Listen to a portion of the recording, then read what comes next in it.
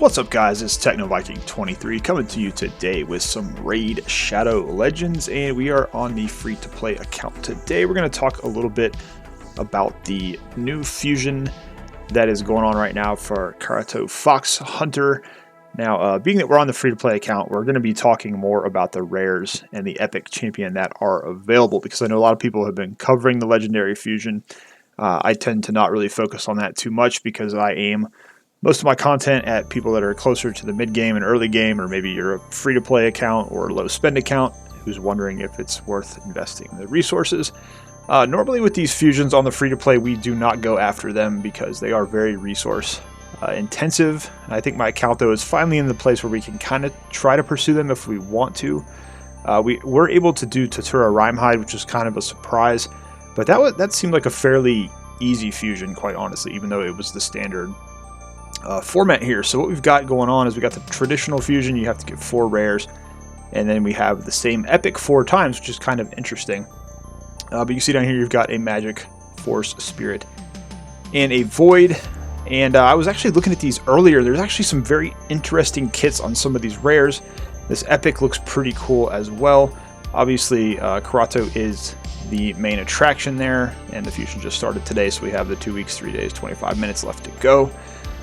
On my main account, I will probably try to get him, just because it's fairly easy on my main account where I am in the game to finish fusions.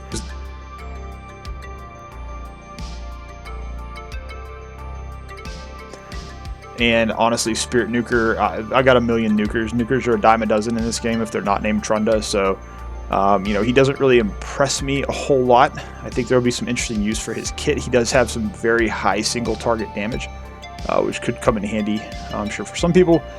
But on the free-to-play, honestly, I think we're going to be better off going after the epic, which is kind of cool because we can get her 4 times. So what I'm actually hoping to do is maybe get her like 2 or 3 times, so I can have 1 of her and then 2 to put into the Dwarves Faction Guardians, because I do have a lot of really good epic Dwarves on the free-to-play. We've got, oh man, now I'm drawing a complete blank. We've got Melga. We got Gala Longbraids, we got Geomancer, so we do have quite a few decent epic dwarves on this account. But let's actually jump into the index so we can get the full level 60 stats on some of these guys. And I want to think the first guy is a Banner Lord, if I remember correctly. Yes, Spymaster. Now, first off, this is actually kind of nice because we haven't had a new bunch of rare champions in the game for a while. And this guy looks really cool. For a rare champion, he has got some amazing aesthetics. The sword looks really cool. Really nice design on the shield. And the wings kind of match the sword there, so that's pretty neat.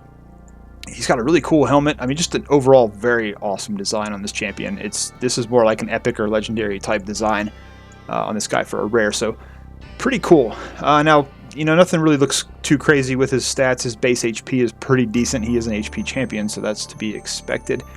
And A1 here, decreased duration of 2 random buffs on target, is kind of nice. I don't think I've seen too many rare champions with that type of ability.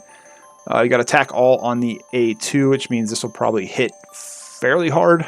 Being an HP champion, you might be able to get a good bit of damage out of that as well. And it's going to have a block of buffs for 2 turns on a 4-turn cooldown, which is actually a pretty cool ability. So it's kind of neat to see them putting abilities like this on these rare kits, because these actually could come in handy for, you know, early game, mid game. If you're just now getting into the game and you could maybe grab one of these rares during the fusion, this could be very helpful, especially like in an area of like faction wars or some of the dungeons, anywhere you're going to run into enemies like Valkyrie who are going to put that counter attack buff on themselves. Even in the Hydra, if you're just doing normal Hydra and you're looking for kind of a budget option for block buffs, we've used Abyssal before, who's a spirit rare that has block buffs on his A1. And he's pretty solid there. So something like this, you know, even though the cooldown's a bit long, you could definitely get some use out of that. That might be helpful. So that's kind of cool. And then you got the A3. He gives himself a counterattack for 2 turns. It's a 5-turn cooldown, so it's kind of long. And then he can put a provoke out for 2 turns, which is why you got that HP champion. You can build up his HP and make him a bit of a tank. So kind of a cool rare. I really like his design, and I think he's got a really neat kit as an HP champ. So, you know, if that's something maybe early mid-game you're looking for, kind of cool. Now, let's see, who else do we have? I think High Elves, we had the new one as well. Now this one's kind of funny. I think it's hilarious because her name is Medicus, but from looking at her kit, I don't think she had any healing abilities, so you would almost think that Medicus would be like a medical healing type champion, but no. The other thing that's funny for me, more of an inside kind of golfer joke, is that I think the Medicus was a swing trainer device back in the day, so like I immediately thought of that. I'm like, is she like the golfing champion? We get the Medicus, break it out to help you with your swing, so... So we got dual scalpels, level 1, attacks one enemy 2 times. Pretty basic there, just a 2-hitter. You know, that might give you some use in Fire Knight. Again, an A2 that attacks all has a 50% chance, of putting out the 15% decrease speed for 2 turns, and that's on a 3-turn cooldown. So that's kind of a cool A2 to have there. That would be nice for faction wars. You know, any type of dungeon waves where you're trying to decrease speed on anyone so you can take more turns. And then her A3, we got the increase defense buff for 2 turns and an increased speed buff on herself for 2 turns. And that comes down to 3 turns, so that's actually not a bad ability if you have the rare books to throw into her. I noticed too, a lot of these, they don't require that many rare books, which some of the good rares that we were getting in the game were getting kind of out of hand, getting 15, 16 rare books to get them fully built out. And her design, again, I mean, another rare champion design. This is like one of the better designs in the High Elves. She looks like an assassin. Very cool. She's got like the Legolas from Lord of the Rings style weapons there, the dual swords. And just a overall very cool outfit. Very interesting look here. And looks better than some of the epic champions that are in the High Elves faction. So it's kind of cool that we're getting rare champions again, but they actually look really cool. Most of the rare champions, they just copy another one or throw in something that's not very unique. But getting very cool designs here, and she looks pretty awesome. So that's Medicus. Now, of the 4 rares I looked at, she seems to be the least interesting in terms of her kit, so I'm really not too sure if that's someone worth really working on if you do happen to pull her early. Now here we have Shrug. He is a barbarian rare, and he's an attack champion, and he has one of the most interesting abilities here of these new rares. Again, kind of a cool, unique look to him. Again, kudos to the art department. They're doing a really good job, even for the rare champions now, making them look pretty good. So, really cool design on this guy. So we got an A1 here, increase attack buff on him for 2 turns. If it's critical, that's, you know, I don't know, for an A1. That's going to depend on how hard he actually hits. And again, it's only a single target attack. We do have an attacks one enemy 2 times here with a chance of a stun debuff. You know, that's kind of take it or leave it. And when I saw these first 2 skills, I was like, this guy is the worst rare of the new badge. I don't know why you would really worry about using somebody like this. Then I looked at his A3. Attacks all enemies. This is on a 4-turn cooldown once booked. 30% chance of increasing the cooldowns of all targets' skills by 2 turns. So I think this is like, you know, like Warlord, like Basher has a similar type of ability. It's only a 30, I think. What can you take it up to? 40% chance. But that's still pretty cool for a rare. I was thinking about this. I was like, man, this is actually kind of a, you know, this kind of makes his kit almost worth it just because of this is a very unique ability for a rare champion to have. And, you know, you could do something with this guy, throw him in arena just to screw with people on arena defense maybe. If you're very early in the game and you happen to get this guy. So I don't know if this makes him worth building out, but I just thought it was kind of cool to point this out, that this is a really, really cool ability to have on a rare champion for an A3. But otherwise, I'm not sure I would really do much with this guy. You know, it's super budget Basher maybe, but I don't know. Let me know what you guys think about his kit down below. But, you know, again, kind of a neat little, maybe some niche use there for him.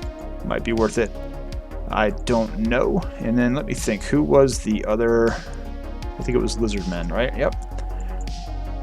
Yep, here we go. Cagebound. Now, he is the Void rare, and usually these tend to be pretty solid. Michaelis was a Void rare we had a while back in Organ Tribes, and he's got a really cool kit that a lot of people overlooked and slept on, and is actually a very solid rare champion. I used him to help me finish Faction Wars, my main account. Very good support champ. Now we have a defensive champion here. Base defense is pretty solid, 1255 for a rare. And you see here he's got a shield on his A1, so immediately thinking about that, I was thinking maybe this guy would be like a Scarab King champion. If you're having some trouble early on in Doom Tower, you could have that A1 always putting the shield on himself, so he's not having to worry about getting the counterattack. His A2 attacks all enemies. Decreased attack debuff is always pretty good. This could come in handy somewhere, you know, like the Hydra.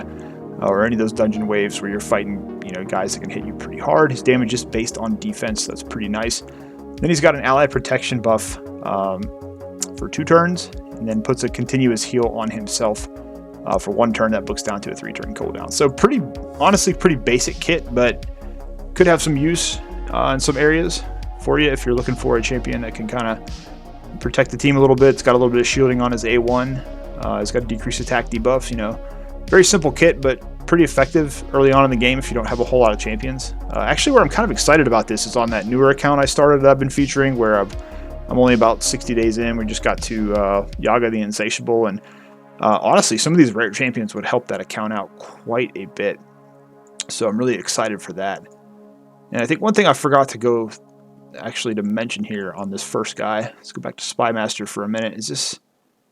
No, it's not him. Maybe it's, I thought one of these new rares had a pretty crazy base speed. Maybe it's the high elf. Yeah, 106. That's pretty nuts. I think Diabolist was the fastest rare at 105. So that's actually kind of cool. She has, I think, the highest base speed of any rare champion. Okay, no, I'm sorry. Diabolist is 110. So there you go. But still, 106 for a rare champion is pretty cool. All right, let me get into Dwarves, and this is actually the champion I'm really excited to go for. On the free-to-play account, I believe it's Filja, which I think is, I want to say that's Nordic, possibly. I know that's got some meaning in Norse folklore from what I've seen. The name sounds very familiar, but hopefully we said that correctly. But again, kind of a neat design as the Dwarves go. Lots of gold as usual. Got the tattoos, very cool looking. I'm trying to see what kind of weapon she has. Okay, cool. So that weapon, okay, we can back it up a little bit there. Kind of a cool looking weapon, yeah. So really neat design on this champion. She doesn't look super depressed like some of the other Dwarves have been that have come out. And you notice here a nice base speed of 104 on her. She's got a 1300 attack base for the attack champion, a little bit extra crit damage at 60. So pretty cool champion here. Attacks one enemy 2 times, decreases the target's max HP by 10%, cannot decrease single enemies by more than 50. So again, this would kind of be something you maybe use built-in destroy set for the Scarab King boss. She's got this A2, attacks one enemy, 75% chance of fully depleting the turn meter. So that's pretty good. Obviously, that's going to have a little bit of a reduced effect when you're fighting in the Doom Tower or past Dungeon 21. And you can see this does book up to 100% chance. So that's pretty awesome. She's a nice turn meter control champion. That's great pretty much everywhere you're going to be fighting tough bosses. So Dwarves Faction Wars comes into mind. Some of the Doom Tower bosses comes to mind. That's a really nice single target turn meter depletion, and it's on a 4-turn cooldown once you get that booked. Now, what's really cool though here is she does have this A3, which attacks all enemies, fills her turn meter by 15%, and heals her by 15% if the attack is critical. So you're definitely going to be trying to crit cap her anyways because she is an attack champion. And I think the multiplier in this was like a 3.5, so I'm not quite sure if that's going to hit super hard. But this would be kind of a nice ability to have to do some damage, and it's kind of made better a little bit by her passive. If she has 2 or fewer buffs at the start of the turn, she's going to give herself an increased attack and increased crit damage for 1 turn. So that's nice. You can maybe skimp a little bit on her crit damage.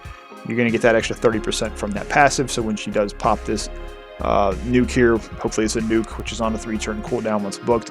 Hopefully that's going to help her do a little bit extra damage there. So I actually really like this epic. And as I said at the beginning, we're going to be going for her mainly on the free-to-play account because I'm not really quite sure I want to blow all my resources chasing after the new legendary, because if we go, we got this new pack here. Don't buy this. we just had the video about the 10x, and we're gonna have another video about the 10x coming out probably tonight before we do anything else. But let's go ahead and just look here. So if we go down here, I've got all kinds of the fusions that we've done. Okay, here's Tatura. You can see Tatura, I haven't been able to do much with him. He's still at 50. He's not even geared. Here's Clan Father, who I actually just pulled to get clan versus clan points. Haven't put any gear on him. Haven't done anything with him. Not quite sure I'm going to do much with him.